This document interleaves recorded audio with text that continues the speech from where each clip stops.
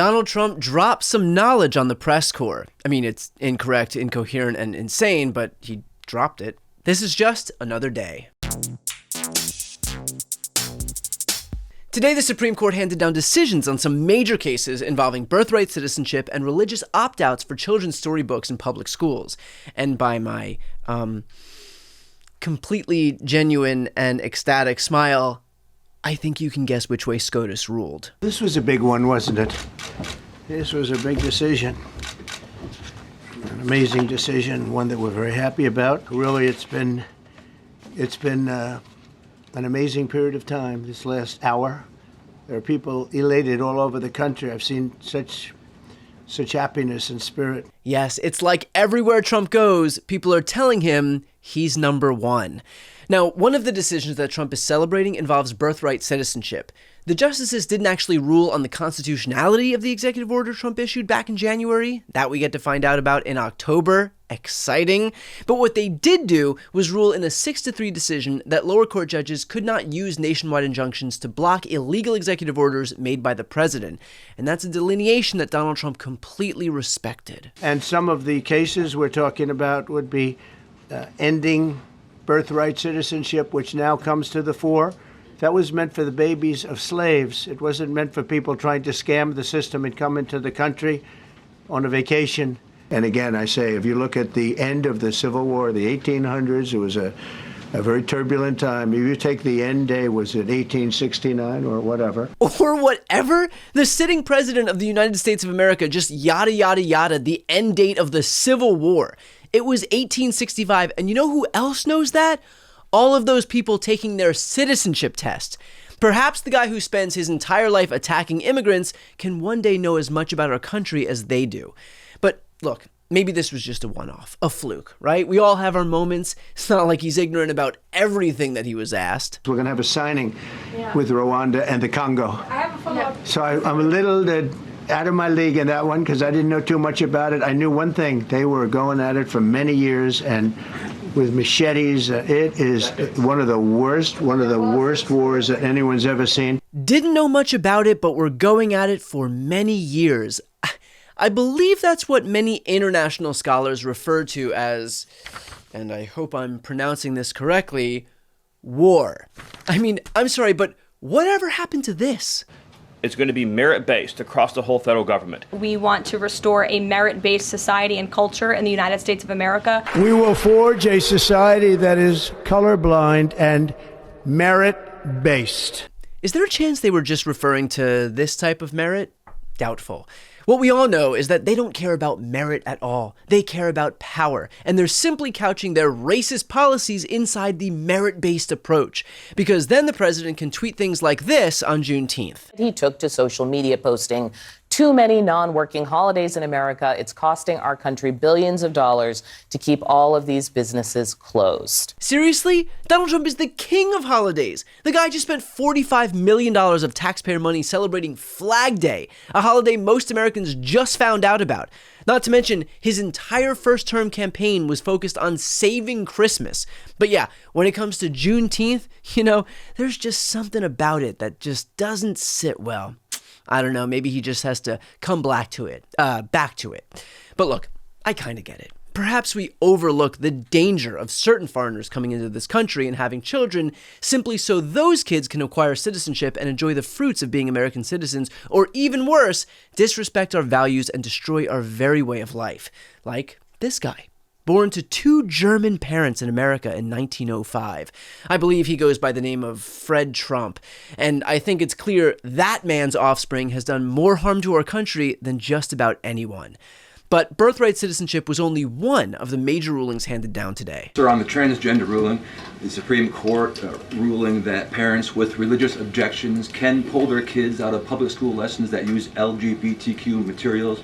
Pam brought it up. Your reaction to that ruling today, sir? I think the ruling was a great ruling, and I think it's a great ruling for parents. Ah, yes. What a victory for parents out there who are just frightened to death that their kids might be exposed to gay or trans families and see them as, Human beings.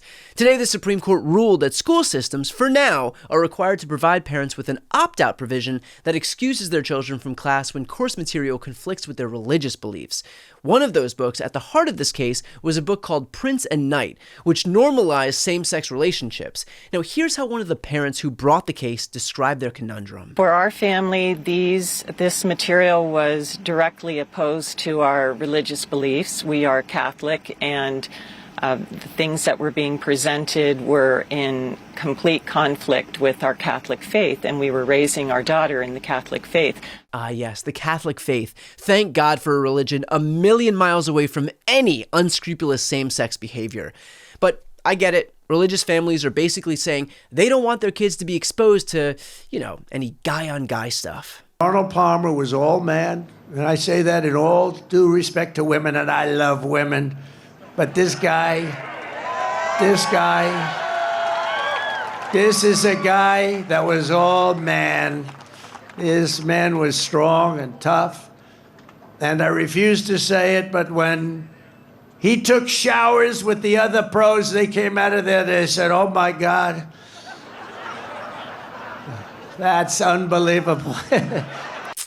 Anyway, where were we? Right, guy-on-guy stuff is a non-starter. Got it. One of the highlights from today wasn't just the president's asinine, uneducated ramblings. There was also the global platform being given to people like this. Is there any more information on the special prosecutor? So many Americans still have questions about the 2020 election. And speaking of rogue judges, would you consider appointing somebody at DOJ maybe to investigate the judges that allowed for the political persecution of you, your family, and your supporters during the Biden administration? Tell you what, I've heard of remote work, but I never thought we'd see a journalist reporting from inside of Trump's colon. Remember the days when peddlers of conspiracy theories were sidelined and ostracized by society for promoting false narratives that undermine the very fabric of our democracy?